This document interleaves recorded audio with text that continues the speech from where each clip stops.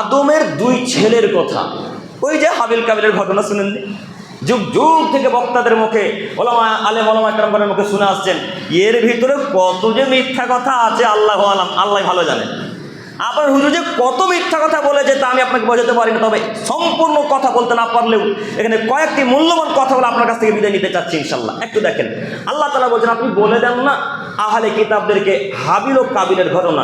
কি বলবেন আল্লাহ? আল্লাহ তাআলা বলছেন আপনি বলেন ইদ কাররাবা কুরবানান, তারা দুই ভাই যখন কুরবানি করলো, ফাতুকুব্বিলা মিন আহাদিহিমা, দুই ভাইয়ের এক ভাইয়ের কুরবানি কবুল হলো, আলাম ইউতাকাব্বাল মিনাল আখার, দ্বিতীয় জনের কুরবানি কবুল হলো না, অর্থাৎ কাবিলের কুরবানি কবুল হলো না। তো কাবিলের যখন কুরবানি কবুল হলো না, তখন রাগান্বিত হয়ে হাবিলকে বললেন লাক তুলান্নাক, হাবিল তোমাকে আমি এখন হত্যা করব, তোমাকে আমি মেরে ফেলবো। তখন হাবিল তো ভালো মানুষ, হাবিল তো কাবিলের মতো বদ নয় যে তাকে হত্যা করবে। তখন হাবিল শান্ত মেজাজে বলছেন কাবিল শুনুন, ইন্নামা ইয়াতাকাব্বালুল্লাহু মিনাল মুত্তাকিন, আল্লাহ তারই কুরবানি কবুল করে যে লোকটা সৎ, আল্লাহ তারই ইবাদত কবুল করে যে ভালো মানুষ। এই কথা যখন হাবিল কাবিলকে বলে দিলেন, তখন কাবিলের রাগ আরো বেড়ে গেল। এইখানে মূল্যবান কয়েকটি কথা শুনেছেন যে ইকরিমার সাথে কাবিল বিবাহ করতে পায়নি বলে হাবিলকে হত্যা করেছে, শুনেননি? কথা আমার ভুল হচ্ছে মনে হয়, শুনেছেন না? এখানে এবার শুরু করছি। দেখেন, আগের যুগের নিয়ম ছিল হাওয়া আলাইহিস সালামের পেট থেকে একটা ছেলে একটা মেয়ে জন্মগ্রহণ করত। এই কথাটুকু সত্য, একটা ছেলে একটা মেয়ে জন্মগ্রহণ করত। আগের ছেলে পরের মেয়ের সাথে বিবাহ হতো, আগের মেয়ে পরের ছেলের সাথে বিবাহ হতো। তো কাবিলের সাথে যে মেয়েটা জন্মগ্রহণ করেছিল সে ছিল একটু দেখতে সুন্দরী, ভালো দেখতে। আর হাবিলের সাথে যে মেয়েটা জন্মগ্রহণ করেছিল, যে বোনটা, সে দেখতে একটু খারাপ, কালো। তো কাবিল বললে না, আমি হাবিলের বোনকে বিবাহ করবো না, আমার সাথে যে মেয়েটা জন্ম নিয়েছে তাকে বিবাহ করব। তো আদম আলাইহিস সালাম বারবার বুঝালেন, আদম আলাইহিস সালাম বললেন না, এটা আল্লাহর বিধান, অমান্য করা যাবে না, সীমা লঙ্ঘন করা যাবে না। তখন কাবিল মানতে চাইলেন না। তখন আল্লাহর তরফ থেকে বিধান আসলো, আদম আলাইহিস সালামকে বললেন বাপ দুই ভাইকে কুরবানি দিতে বল। দুই ভাই কুরবানি দিতে বলাই আদম আলাইহিস সালাম বললেন এই হাবিল কাবিল দুই ভাই কুরবানি করো, যার কুরবানি কবুল হবে সে ইকরিমাকে বিবাহ করবে, আর যার কুরবানি কবুল হবে না সে লিওজাকে বিবাহ করবে। দুই বোনের নাম, ইকরিমা দেখতে সুন্দরী, লিওজা দেখতে খারাপ, একটু কালো। তো দুই ভাই কুরবানি করতে শুরু করলেন। হাবিল মেষ পালন করত, গরু ছাগল পালন করত। তার মানে এই বাক্যটুকুর বিবরণ দ্বারা বোঝা যাচ্ছে আদম আলাইহিস সালামের যুগ থেকে গরু ছাগল দুম্বা আছে। কথা বুঝতে পারেননি? আর আপনার বিজ্ঞান নোংরা মানুষ বলছে এই গরু ছাগল নাকি কয়েক বছর আগে জন্ম নিয়েছে। কথা মনে নাই মানে আপনাদের, না? আল্লাহ বলছেন যে তাদেরকে কুরবানি করতে বলেন। তখন হাবিল চাষবাস করত, হাবিল পালন করতো মেষ, দুম্বা, উট, ছাগল ইত্যাদি ইত্যাদি পশু পালন করত। আর কাবিল চাষবাস করতো গম, জব, ভুট্টা চাষবাস করতো। আপনারা তো চাষি মানুষ, ভালো বুঝতে পারবেন।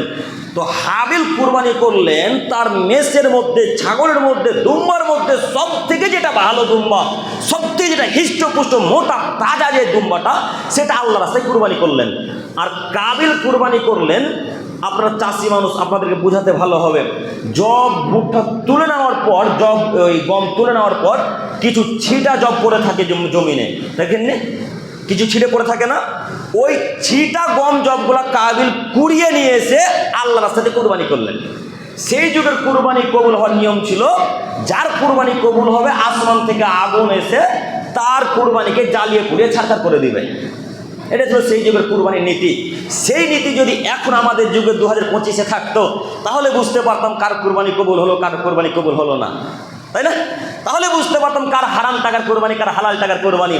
তাহলে বুঝতে পারতাম কার সুদের টাকার কুরবানি, কার হালাল টাকার কুরবানি। তাহলে বুঝতে পারতাম আপনাদের মেম্বার সাহেবের কত হালাল টাকা আর আপনাদের চেয়ারম্যান সাহেবের কত হালাল টাকা। আপনার চেয়ারম্যান সাহেব 1,40,000 টাকা দিয়ে খাসি কিনে নিয়েছে, মাল লাল গোলাতে কুরবানি দিয়েছে। সবই টাকা যে জনগণের, সবই যে টাকা জনগণের। বেটা কুরবানি কবুল হবে কিনা চিন্তায় আছে, যে টাকা তো সবই জনগণের। কথা বুঝতে পারেননি মনে হয়? কথা বুঝে আসছে কি? আল্লাহ তাআলা বললেন যে সৎ মানুষের ইবাদত কবুল হয়, হাবিলও তাই বললেন। তো এখানে বলতে চাচ্ছি যে সেই যুগের নীতি যদি আজকে 2025 সালে ভারতবর্ষে, পাকিস্তান, আরব, কুয়েত ও আমিরাত, সারা পৃথিবীতে যদি এই হাবিল কাবিলের নিয়ম নীতি থাকতো, কুরবানির কবুলের নীতি, তাহলে আজকে 2025 সালে বুঝতে পারতাম কার কুরবানি কবুল হলো, কার কুরবানি কবুল হয়নি। প্রায় মানুষের যে সুদের টাকা, যারা কুরবানি করছে 40,000 টাকা দিয়ে গরু কিনে, সবই যে জনগণে মেরে খাওয়া টাকা, এতিমদের টাকা জনগণের সব নিয়ে নিয়েছে। কথা আপনারা বুঝতে পারেন না মনে হয়? তো বুঝতে পারছেন যখন, আর বাড়াবাড়ি করে লাভ নেই। আমি বলতে চাচ্ছিলাম ওই মেম্বার সাহেব ঠিক বুঝতে পারতেন যে টাকা আমার হালাল না হারামের। কেন কুরবানি বোঝা যাবে কুরবানি কবুল হলো কিনা। আগুন আসবে, আগুন এসে জ্বালিয়ে পুড়িয়ে দিবে। অবশ্যই আল্লাহ আমাদের উপর দয়া করেছেন, আল্লাহ আমাদের উপর রহম করেছেন যে না, এই পশু যদি জ্বালিয়ে পুড়িয়ে দিই তাহলে এরা খেতে পাবে না, এদের রিজিক হবে না। তাই আল্লাহ আমাদের উপর দয়া করে সেই নীতিকে ভঙ্গ করে দিয়ে মোহাম্মদ সাল্লাল্লাহু আলাইহি ওয়াসাল্লামের উপর এই বিধান চালু করলেন। কথা বুঝতে পারেননি? কথা বুঝে আসছে না? আপনাকে আমি আবার অনুরোধ করে যাচ্ছি, আমি তো জানি আপনার টাকা হালাল না হারামের, আপনি তো জানেন। আমি তো জানি না আপনার টাকা সুদের না ব্যাংকের, আপনি তো জানেন। আপনাকে অনুরোধ করে যাচ্ছি, ওই যে ছাগল হাটি থেকে 50,000 টাকা দিয়ে ছাগল কিনে নিয়ে আসলেন, এই টাকা সব এতিমের, এই টাকা সব বিধবাদের। এই টাকা যদি এতিম বিধবাদের হয়, আপনার কুরবানি কখনো কবুল হবে না ইনশাল্লাহ। আজকে আবার একটা পশু কিনে নিয়ে আসেন, যেই টাকাটা হালালভাবে উপার্জন করেছেন, ওই টাকা দিয়ে পশু নিয়ে আসতে হবে। আনতে পারবো না ইনশাল্লাহ? পারবো ইনশাল্লাহ? তো যদি কুরবানি কবুল করাতে চান, আল্লাহর কাছে যদি নিতে চান কিছু নাকি, তাহলে 50,000 টাকার হারামের খাসিটাকে সাইডে রেখে দেন, সাইডে রেখে দিয়ে 10,000 টাকা দিয়ে একটা পাঁঠি কিনে নিয়ে আসেন। পাঁঠি বুঝেন কি? পাঁঠি বুঝেন কি? যাদের বাচ্চা হয় যে ছাগলগুলার, ওই ছাগল বাচ্চা ছাগল কিনে নিয়ে আসেন। এই ছাগল কুরবানি করেন, এই ছাগল কুরবানি কবুল হবেন। 50,000 টাকার হারামের টাকা খাসি কুরবানি কবুল হবে না। আপনি মানুষ যদি হন তাহলে আমার কথা বুঝতে পারবেন, আর যদি নিজেকে মানুষ না মনে করেন তাহলে আমার বাক্য বুঝতে পারবেন না।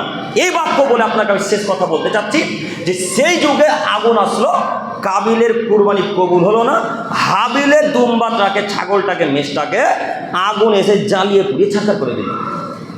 তো যেমনই জ্বালিয়ে পুড়িয়ে ছাড়খাড় করে দিল, কাবিল বুঝে গেল হাবিলের কুরবানি কবুল হলো, আমার কুরবানি কবুল হলো না। তখন তার রাগ একবারে মাথাতে উঠে গেছে। হ্যাঁ, আমার কুরবানি কবুল হলো না, হাবিলের কুরবানি কবুল হয়ে গেল, আমার কুরবানি কবুল হলো না, হাবিলের কুরবানি কবুল হয়ে গেল। না, এই অপমান ঠেকাতে হবে, এই অপমান ঠেকাতে হবে। এই হাবিল যদি এখান থেকে বেঁচে চলে যায়, তাহলে গ্রামের মানুষকে বলে দিবে যে হাবিলের কুরবানি কবুল হয়েছে, কাবিলের কুরবানি কবুল হয়নি। অপমান, অপমানটা বুঝতে পারছেন না? দুই ভাই কুরবানি করলে, একজনের কুরবানি কবুল হলো, একজনের কুরবানি কবুল হলো না, একটা অপমান। কাবিল একেবারে চিন্তায় চিন্তিত, তার নাক ধোলাতে মলিন হয়ে গেছে, মিশে গেছে। চিচি চিচি চি, আমার ভাইয়ের কুরবানি কবুল হলো, আমার কুরবানি কবুল হলো না, আমি তো বড় ভাই, আমার কুরবানি কবুল হলো না। এই অপমানটা ঠেকানোর জন্যে কাবিল হাবিলকে হত্যা করেছে। ইকলিমাকে বিবাহ করতে পায়নি বলে হাবিলকে হত্যা করেছে, বাক্য ভুল। আপনার হুজুরকে আবার পড়তে হবে। আপনার হুজুরকে লালগোলা মাহাদুর সালাফি মাদ্রাসা চেনেন না? চেনেন তো? আপনার হুজুরকে লালগোলা মাহাদুর সালাফি মাদ্রাসাতে আবার ভর্তি হতে হবে, ভর্তি হয়ে ওখানে পড়তে হবে যে হাবিলকে হত্যা করেছিল কাবিল, এই জন্যে তার কুরবানি কবুল হয়নি। তার কারণে ইকলিমাকে বিবাহ করতে পায়নি বলে কাবিল হাবিলকে হত্যা করেছে, বাক্য ভুল। ইকলিমাকে কাবিল বিবাহ করতে পায়নি বলে হাবিলকে হত্যা করেছে, বাক্য ভুল। ইকলিমাকে কাবিল বিবাহ করতে পায়নি বলে হাবিলকে হত্যা করেছিল কাবিল, বাক্য ভুল। এ বাক্য মাটির তলে পুঁতে দিতে হবে। এ বাক্য আজকে থেকে আর চলবে না ইনশাল্লাহ।